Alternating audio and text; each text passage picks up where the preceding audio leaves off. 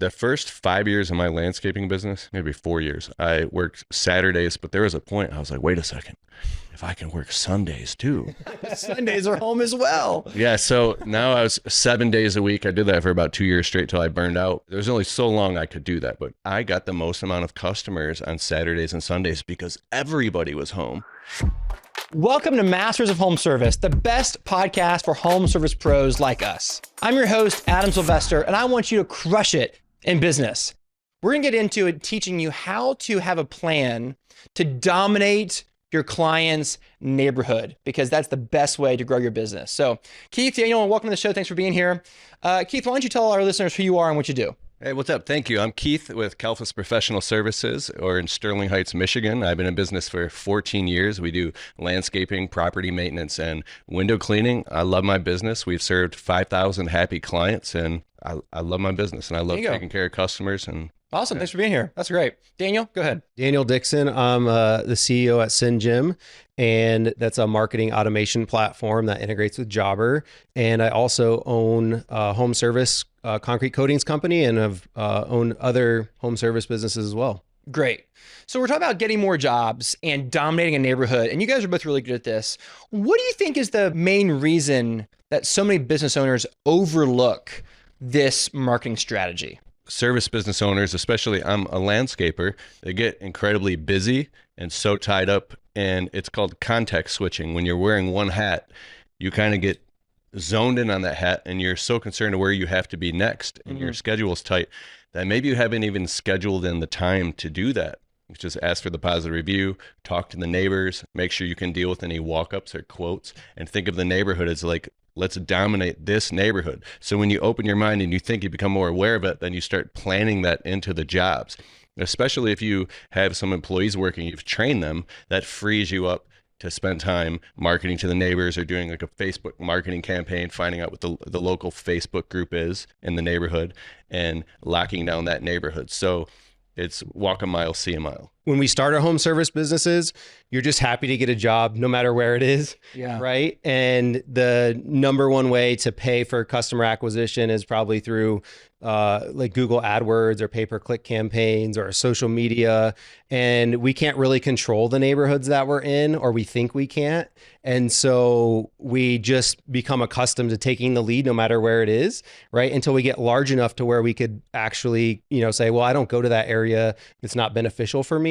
But by that time, it's like our client base is kind of all over the place. So I think it's a product of where we start, and we don't ever really focus on building enough route density. Yeah. I like the idea of what Keith said earlier about let's bake some time into this whole idea. Instead of like having to rush off to the next one, let's bake some time into it. We knock on the door, give door hangers out. What are some other strategies that you guys have found, like some really practical things our listeners can do today when they're on the job site? What are some things they should be thinking about and planning for when they're on the job site? I had a carpet cleaning business. It was my very first home service business. And we did actually $100,000 a year in one neighborhood. Wow. And we would do it year after year because we really focused on only serving that neighborhood. And we honestly didn't do pay-per-click advertising or anything like that until much later. And a couple things that we did to really dominate the neighborhood. One, we integrated Jobber to SendJim, and we started doing neighbor mailings. And if you're not familiar with what that is, statuses in Jobber, like when an invoice gets paid or when a job is completed or a job is scheduled, those can trigger mailings to the neighbors of your customers. When we talk to business owners, one of the biggest things that they say is, I want to get more clients like my clients. Yes. I want to get more jobs like the ones I already have. And the most like your jobs or your clients are their neighbors. Entering those people into drip marketing campaigns with postcards goes really well with knocking on the door, asking for reviews, right? Research says that a person has to see your brand 7 times before they remember it and recognize it. And so the yard sign's great, the wrapped vehicle's great, the uniforms on your employees are great, but like, how do we get the last 3 or 4 touches, right? And so if we can stay in front of them for another 3 or 4 months with a series of drip postcards, that's a really powerful thing, and it's automated, and it doesn't, require any time or thought. So that's the first thing. The second thing is a little secret that I don't share very often, but Come on, let's hear it. yeah, well, I'll do it for this. I'll do it for Jobber. Give us the best. It's, saying at the end of a job, hey, Mrs. Smith, reviews are super important to us. If I took $25 off your job today or $50, whatever makes sense for your business, would you leave me an honest review in your neighborhood? And that lives forever, right? And the number one place that I see my neighbors and myself going to find a home service business now is the Nextdoor page in our neighborhood or the Facebook page that's dedicated to our neighborhood. And so there's really no better investment of marketing dollars than having your customer post in the neighborhoods that you want to work in. I like that. That's good. I think in terms of, there's a great book by Michael Masterson called Great Leads.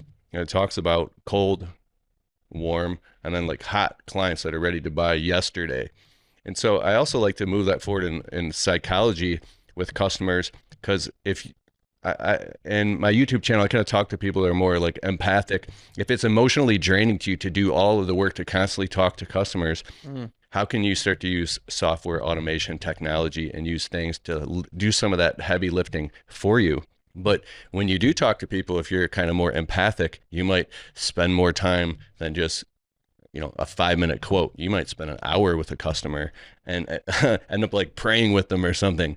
I learned how to identify just over the phone when I talk to a customer to qualify them. Is this my customer or not? Slow down a little bit and be more present with the clients that you have. And then you can sell way more work with those clients. This is great. So I want to talk about, let's focus on like the employees that are on the job site, or maybe the owner, you're on the job site, our listeners are. Should they knock on doors? Like I hear about 5 rounds. We go knock on the 5 closest doors. Or are you asking your clients for referrals of next door neighbors? Are you looking for like, that guy's lawn is overgrown, he needs my services? Like what kind of things are you doing on the job site, or really empowering your people to do for you in a systematic way to like increase your presence in that neighborhood? Are there any other things? Yeah, I think the more of those things that you can do and build into the system and process of your business, the better, right? Because how do we get to those 7 touches? And doing the things that other businesses are afraid to do is a perfect way to stand out and to grow your business. An example of that. So we should do door hangers, right? That's not that scary. A little bit scary because you got to walk up to the door. It's pretty passive. Yeah, though, but it's pretty passive. The knock on the door, right? A lot of people are scared of that. And a lot of homeowners don't like it, but you don't have to do it in an aggressive manner, right? It depends on how you do that. It could just be a knock and just say, hey, we're going to be doing this at your neighbor's house. I just want to introduce myself. If you need anything like that, be happy to take a look. If not, have a great day. Something along those lines of just, hey, we might be around the yard. Just didn't want to, worry you if you saw me walking on this side of the neighbor's house or whatnot. Yeah. So it can come across as a very helpful and like a very good service that your company is providing, and a thoughtful and caring company, as opposed to I'm trying to sell you something, right? Yeah. But that might just provide awareness. It's a marketing touch, and it might lead to another sale. Yeah. Or if we're working, we might be too loud, or if our vans are in the way, I'll come move them for you. You can take different approaches on that, so it doesn't feel like it's a sales knock. So it can be very unsalesy, for sure. I agree with that. What I do is I do a lot of the administrative, but all the sales and marketing, and I teach my employees a 4-step training system, basically to be able to do the job well without me having to do anything except tell them what to do and they can do it. So that way I can step back and just go sit in the truck, which is my mobile office. And I have Wi-Fi in there, my laptop. I put like a thing over the windshield to block the sun. And then I could just jam out, call customers, do email blasts, anything I need to do to keep the marketing machine going while they do 90% of the work. And so that's worked for me very, very well. I also think a hack for our listeners is, especially in the beginning, working on Saturday is a huge benefit if you're trying to get more neighbors. Because think about it, if you're there on a Wednesday morning, everyone's at work, nobody's at home. But if they're on a Saturday, everyone's home, everybody's playing basketball in the cul-de-sac, and their kids are riding bikes, and they're out cutting the grass, and you're gonna get so many more walk-ups, so much more attention if you're working on Saturday. Or if you can, especially in the very beginning, if you can work, like maybe you have a full-time job and you're trying to get this side hustle going, and you're working the afternoons and evenings, that is a huge, huge advantage. And so don't disregard that, because time of day matters a lot. If you're knocking on doors during the day, you'll get like one answer. If you knock on doors on Saturday or in the evenings, you'll get way more attention. Yeah.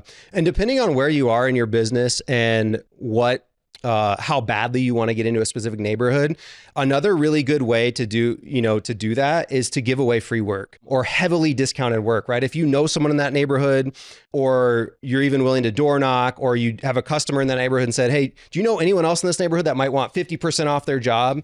I'm just trying to, get more known in this neighborhood. And people say like, oh, I don't discount my service, or I won't give away free work. Don't ever do that. But if you look at it as an investment in marketing, that job might cost you $100 or $200 to do. And if I said, hey, if I gave you $200, we're going to generate 3 or 4 more clients in this neighborhood, would you do it? Of course. So it's a really effective, high ROI form of marketing your business in a neighborhood.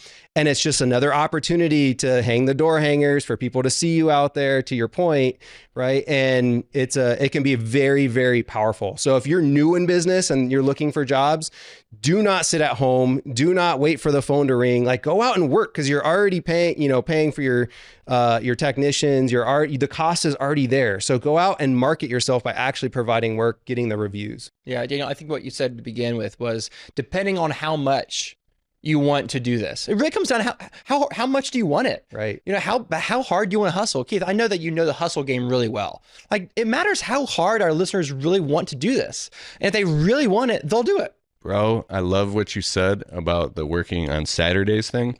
Now, the first 5 years of my landscaping business, maybe 4 years, I worked Saturdays, but there was a point I was like, wait a second, if I can work Sundays too. Sundays are home as well. Yeah, so now I was 7 days a week. I did that for about 2 years straight till I burned out. And if you have a family and stuff, it's probably not a good idea to work on Sundays, because there's only so long I could do that. But I believe everybody should have a 2-year period where they go all in on something and become, in a positive way, completely selfish, and they put up the blinders in just 2 years straight, and it can really blossom and create a lot of fruit in your life as long as you're conscious about it.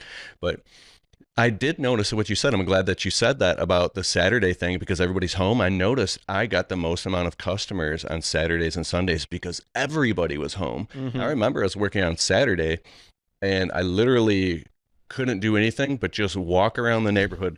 Of all the customers that were stopping their cars and coming up and walking up, I mean, we booked out for months and tens of thousands of dollars in work in this one neighborhood because we were working on Saturdays. So if you want to grow your business really fast and get a lot of customers, I know you have to give up some time, but the reward is insane. Yeah, I remember I cut grass on a Saturday.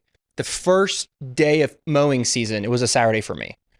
And it was a gold mine because everyone needed a new vendor, and everyone was I just moved into town and you're the first person I've seen. And so even more specifically, if you can work on Saturdays, if you make those first Saturdays in the beginning of the season, if you're mowing, like if you're a seasonal business, make those first couple work days Saturdays. Is like a diesel engine. Diesel engine works on compression. When you put so much pressure into a small amount of time, it explodes. Mm-hmm. And so if like for you, for 2 years, you just went after it. 7 days a week, just bam, bam, bam.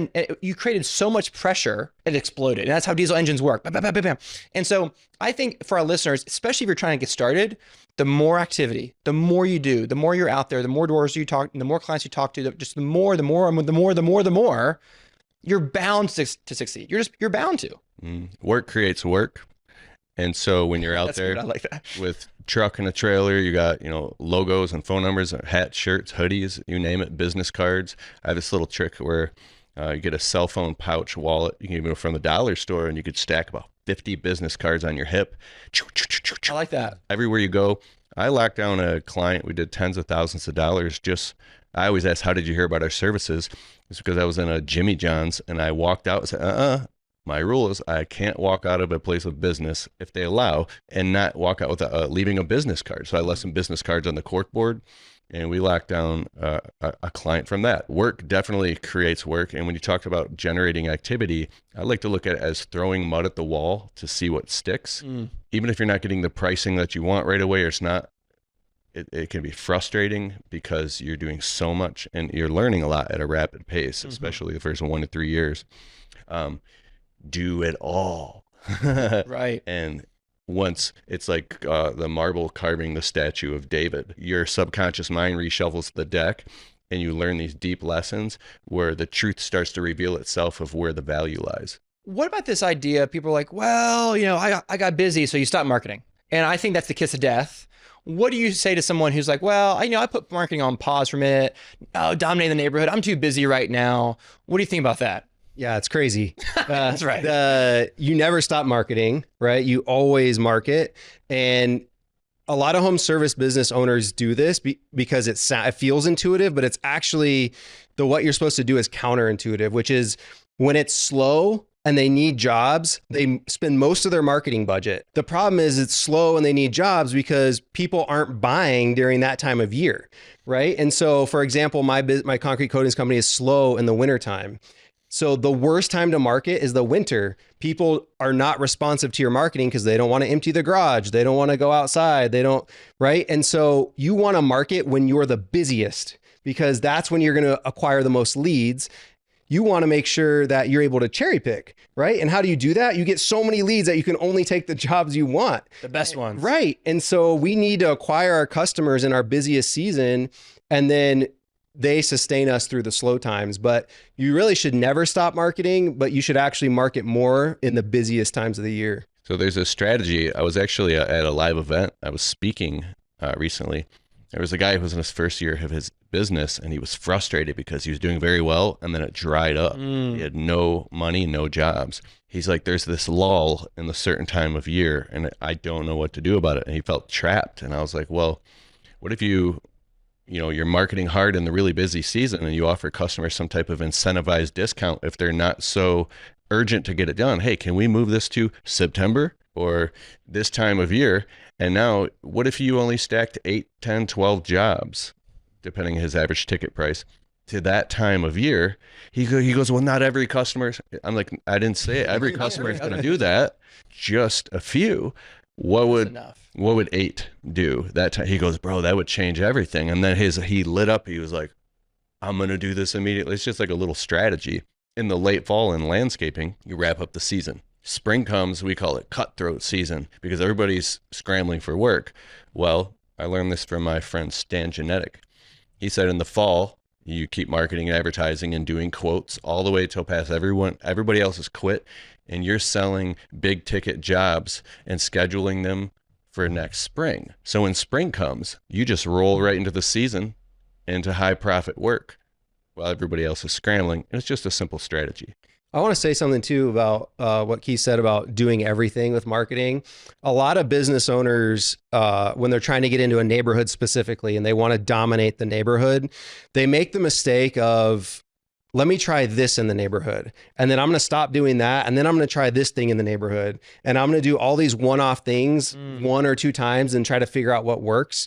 Just do it all. Right. And then don't even try to understand. I mean, you can try to understand what is the thing that really works, but the danger is like people try to get too perfect on what exactly is it that is driving the leads instead of, if the recipe is working and generating leads, don't take out an ingredient, right? Like if your pancakes taste good, don't be like, well, what if I took out this just to save a little bit of money, right? Like maybe they'll still taste good with that. It's like, no, keep doing all of it. Like it's good. And so that's another mistake that I see is like, well, I'm going to try this. And if that doesn't work, I'm going to try this. What you said, spot on. Like do everything you can. Can I tell you my little quick micro story of a tiny newspaper ad? Yes. And it's not the Don LePray, the guy on the beach from the 90s who is an infomercial guy. But so I'm in the car with my wife, second spring of my landscaping business. I needed customers. Running a newspaper ad sounds insane, but I'm like, I'll try it. I'll do anything. It was like $37, but I forgot my debit card. I'm on the phone with the newspaper. And my wife pulls out her debit card. She's like, I'll pay for it. I was like, no, you're not going to pay. She goes, I'll pay for it. So I took her debit card, $37, ran a tiny little ad in the newspaper, and like 10 days goes by and I get a call from a nice little old lady. I show up. It's like a $70 little tiny, maybe it was $40. It was so small of a job. I was like, but I did it and I made the lady totally happy. But the neighbor came out and she wanted all her shrubs trimmed and property maintenance. It was like $700. Boom, we do that. Then the little old lady refers us to her nephew who owns 25 real estate properties. We lock down to do all his real estate properties, all the gutters, demos, window cleaning, tens of thousands of dollars worth of work. He refers me to his brother-in-law. We do a whole demo job for like $7,000. And he's been a client for like years. Wow. Off of one little tiny $37 newspaper ad. So it's interesting how marketing works like that. This is great, guys. I want to pause for a moment to talk about how Jobber empowers us to dominate our neighborhoods and market better. How has Jobber helped you guys dominate your neighborhoods and just make your marketing process so much better? Yeah, for me, the great thing is that it integrates with a product like SendJim, so I can automate a lot of my marketing. We also use the Jobber campaigns feature to send out emails. Another thing we didn't talk about, but Jobber helps my business look really professional. So when those quotes go out in those high income neighborhoods that I want to be in, it gives our customers confidence that they're hiring a company that has their stuff together. Yeah, one way that Jobbers help my business is the email marketing inside of the marketing platform. I love email marketing. We can send out one blast, and you should send out way more than that, but to your client list, and sometimes even 6 weeks later, there's clients reaching out saying, hey, I got your email. They're probably just busy. So we'll close $20,000 in work off one email blast. That's how important it is to capture customers' information. So you just have to train yourself whenever you answer the phone. I like to pull over and put on the flashers. I open the Jobber app immediately, take down all the clients' info with their email and everything. So it's constantly building the list and being stored into the database. So when you do an email blast, it's incredible. I like to email past clients who haven't booked with us over 12 months. Just dig them up, and you never know what you find. People come out of the woodwork. Yeah, I'll hire you, and it's been over 12 months. So Jobber's great. If you're not using Jobber, you need to use all the marketing tools and get more clients. Go to jobber.com/podcast deal, get the exclusive discount, and start marketing with Jobber today. You know, guys, we're talking about winning more jobs and dominating the neighborhood. How do you choose what neighborhood to go in? You know, like, is every neighborhood the best? I'm curious how you guys go about determining truly the best neighborhoods for you to like spend all your time investing in. I would try to understand the neighborhood's total opportunity. So how many houses are there? Can I keep an entire crew busy in this one neighborhood? How much work can I do there? What's the average, size job in that neighborhood? How close is it to my shop? All those things are going to go in as a factor. Those are the types of things that you really want to look at when selecting a neighborhood. I don't know if you would add anything to that, Keith. Yeah, you can just Google average income per capita per zip code, and you can zoom in and it'll show you the average income per household all over the place. And then sometimes you could zoom down to specific neighborhoods wherever the lines of the zip codes are, and you can find out and then build your customer avatar by taking all of the customers you've done work for already and find the commonalities of the ones that were the best, the rock star clients. And that customer avatar can be, they $750,000 household to 1 million. They probably have college degrees. They drive these type of vehicles, have vacation homes. So, and what does their landscaping or whatever their home service look like? And then now you think about that and say, how can I create my marketing, my website, the images and pictures, my social media? For instance, if you wanted to lock down houses like that, you probably wouldn't want to shoot a YouTube video or put a big picture on a website of like an $80,000 broken down house in the ghetto, like I grew up in. Right. Because we grew up so poor, but it's like the preeminent strategy. You position yourself in a way so that when they're ready to do service and they find your website, they find your positive reviews, it all matches what's already going on. The colors, the tones, the fonts, everything, the alignment of the website speaks like this is like a white glove service or whatever type of customer avatar you want to create. And the more you become attuned to that is the more you reflect that in your marketing, and it starts to attract magnetically the type of customers that you want. Yeah, I'll add to that. So a little plug for SendJim here. You can go inside SendJim once you've identified those neighborhoods, and it can help you identify the neighborhood. It'll show you a Google map in there, and you can outline the neighborhood. You can say, I only want owner occupied. I want this age and up. I want this income and up. I want this home value, whatever those demographics are that are important to your business. And then you can enter those homes into a drip marketing campaign. So in addition to the neighbor mailing, we can get hyper targeted on the homes that you want, and get really granular on the types of people who live in those homes and whether we should be marketing to them or not. I've literally done that many times with SendJim. So I second that wholeheartedly. Do you think it makes a difference if the postcard literally says like the neighborhood, Forest Lakes? Do you think the conversion's higher when the actual name of the neighborhood is on there?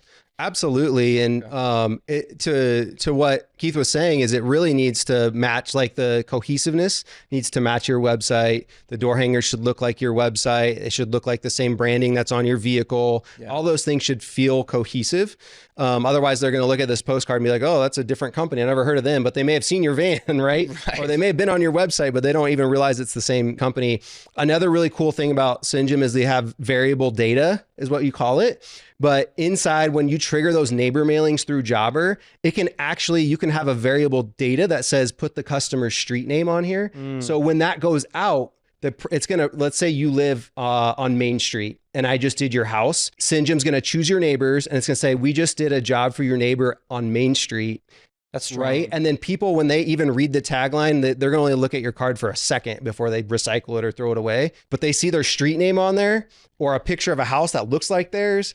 Or I've even gone to neighborhoods for our radius bomb tool where you're going to target the whole neighborhood and take a picture of the entrance to the neighborhood. Or there's a big fountain in a neighborhood that we do a lot of work in. I take a picture of the fountain and I put it on the postcard because even if they don't read it, they see that and they can visually recognize that's my neighborhood and they can associate with that really fast.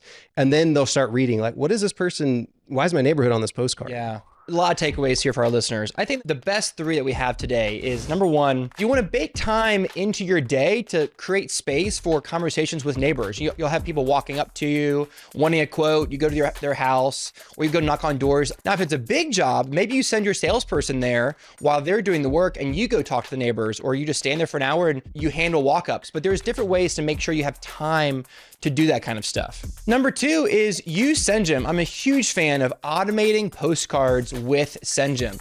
Send the 5 closest neighbors a postcard. We just went to your neighbor and put their street address on there, put a photo of the entrance to the neighborhood.